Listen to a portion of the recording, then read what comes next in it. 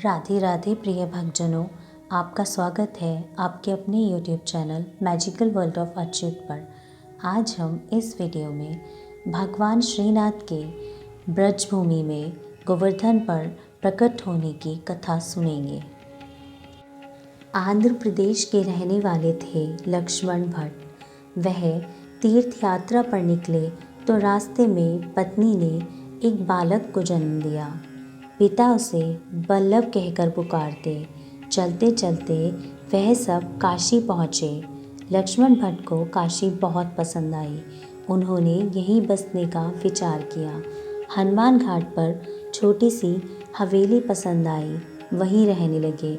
लक्ष्मण भट्ट और पत्नी यालम्मागारू को बालक वल्लभ रात दिन भजन पूजन में लगा देखता। धीरे धीरे वल्लभ 4 वर्ष का हो गया। पिता ने उसकी शिक्षा के लिए गुरु की तलाश प्रारंभ कर दी। एक दिन वल्लभ को गुरु के पास ले जाया गया। बालक के सिर पर हाथ फेरकर गुरु एक मंत्र का उच्चारण करने लगे। लेकिन यह क्या, गुरु जिस भी मंत्र को शुरू करते वल्लभ भी पूरा मंत्र दोहरा देता। एक बार नहीं, कई बार ऐसा हुआ। गुरु और पिता यह देखकर चकित रह गए। बेटा वल्लभ, तुमने यह सब कब सीखा? पिता ने स्नेह से पूछा। पिताजी, यह सब तो मैंने आपसे ही सीखा है, वल्लभ ने भोलेपन से कहा। मुझसे? भला कब? पिताजी, घर में आप मंत्र पढ़ते हैं, गीता पाठ करते हैं, माँ भी भजन गाती रहती हैं, बस सुनकर सीख गया, वल्लभ ने कहा। पिता पुत्र की बातें गुरु सुन रहे थे। वह बोले, जो बच्चा सुनकर इतना कुछ सीख सकता है, शुद्ध उच्चारण कर सकता है, उसका ज्ञान तो मुझसे कई गुना अधिक है। इस बालक को मैं क्या सिखाऊंगा? लक्ष्मण भट्ट ने गुरुजी को बहुत मनाने की कोशिश की, मगर वह तैयार नहीं हुए। उन्होंने बालक को आशीर्वाद देकर वापस भेज दिया। लक्ष्मण भट्ट जहाँ जाते पंडित लोग वल्लभ की होशियारी देख उसे पढ़ाने से मना कर देते। माता पिता की चिंता बढ़ती ही जा रही थी, लेकिन बहुत से लोग उनकी मदद करने को तैयार हुए। 11 वर्ष की उम्र तक आते आते बालक वल्लभ का नाम पूरी काशी में विख्यात हो गया। 14 वर्ष की आयु में वल्लभ शास्त्रार्थ में बड़े बड़े विद्वानों को हराने लगे।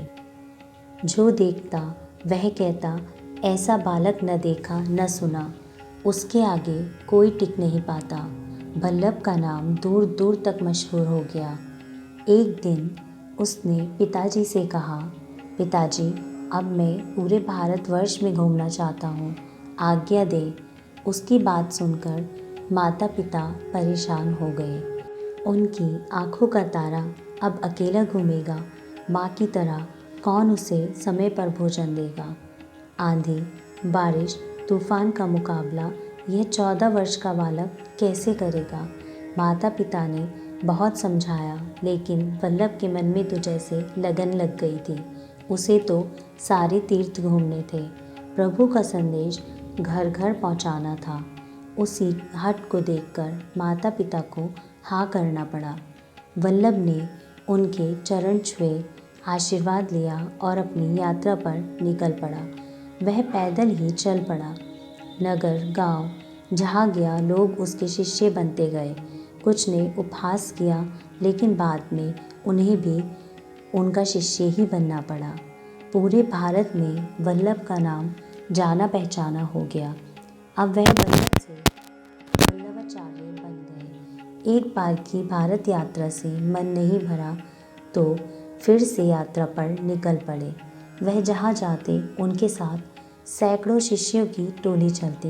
वल्लभाचार्य को लगता कि इतने लोगों का साथ चलना ठीक नहीं, लोगों को परेशानी भी होती है। इसलिए उन्होंने घोषणा की, एक बार में उनके साथ 100 से अधिक लोग नहीं चलेंगे। शिष्यों को बहुत निराशा हुई, मगर क्या करते, गुरु की आज्ञा का पालन तो करना ही था। चलते चलते श्री वल्लभाचार्य ब्रजभूमि के गोवर्धन पर्वत के पास पहुँचे। शाम हो चली थी। भक्ति में डूबे वह शिष्यों के साथ गोवर्धन की परिक्रमा करने लगे। परिक्रमा खत्म हुई तो तो पास की एक कुटिया में विश्राम करने लगे। जल्दी ही नींद आ गई। कुछ देर बाद अचानक उठकर बैठ गए। उन्होंने एक अद्भुत स्वप्न देखा। बालक कृष्ण अपनी छोटी उंगली पर गोवर्धन को उठाए हुए थे। कह रहे थे, वल्लभ, मैंने ही तुम्हें यहाँ बुलवाया है। मैं इसी पर्वत में दबा हूँ। मुझे यहाँ से निकाल कर मुक्त करो। यह काम तुम्हारे हाथों ही होना है। मुझे निकाल कर एक मंदिर में स्थापित करो। फिर श्री कृष्ण ने उस स्थान के बारे में भी बताया जहाँ वे दबे हुए थे। श्री वल्लभाचार्य तुरंत उस स्थान की ओर जाने को तैयार हो गए। कुछ शिष्यों को भी साथ लिया। शिष्य समझ नहीं पा रहे थे कि गुरुजी इस समय कहाँ जा रहे हैं। जल्दी ही श्री वल्लभाचार्य श्री कृष्ण के बताए स्थान पर जा पहुँचे। एक स्थान पर उन्हें कुदाल और फावड़ा दिखाई दिया। उन्होंने शिष्यों से उस स्थान पर खुदाई करने को कहा। शिष्य खुदाई करने लगे। कुछ देर बाद धरती के अंदर से भगवान श्री कृष्ण की वैसी ही विग्रह निकली जैसी श्री वल्लभाचार्य जी ने सपने में देखी थी। अब उन्होंने शिष्य भी चकित रह गए। वहीं गिरिराज जी पर श्री कृष्ण का एक मंदिर बनवाया गया। खुदाई में निकली मूर्ति की स्थापना कर दी गई। श्री वल्लभाचार्य जी को लगता कि यह मूर्ति नहीं, यह तो साक्षात श्री कृष्ण ही है। उन्होंने उन्हें नाम दिया श्रीनाथ जी। उनकी पूजा की विशेष व्यवस्था की गई। प्रातः कलेवे से लेकर दोपहर तथा रात्रि के भोजन तक कृष्ण जी को क्या क्या खाना है, विविध व्यंजनों की ऐसी सूची तैयार की गई। माखन, मिश्री, मलाई, खोया तथा तरह तरह के मेवों से बनी स्वादिष्ट चीज़ें उनके लिए तैयार की जाती।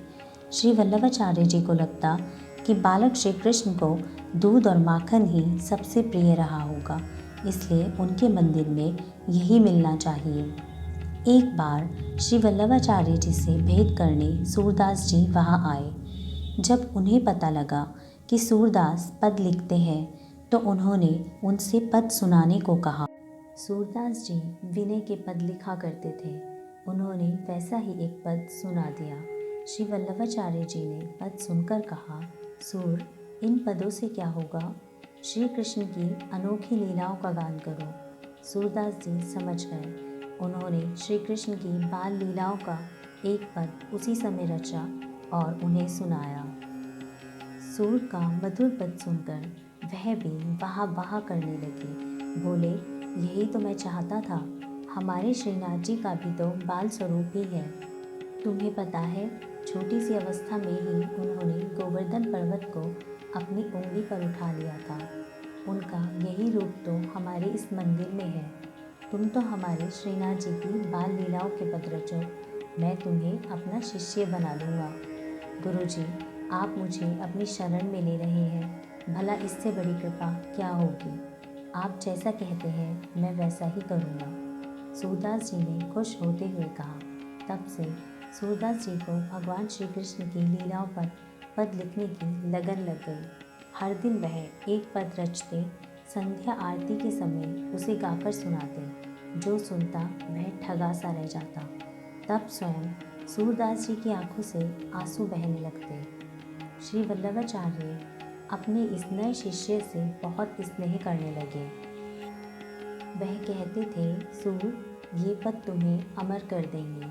सचमुच हुआ भी यही। श्री कृष्ण की बाल लीला के बारे में लिखे गए सूरदास के पद बेजोड़ हैं। सूरदास वहीं के होकर रह गए।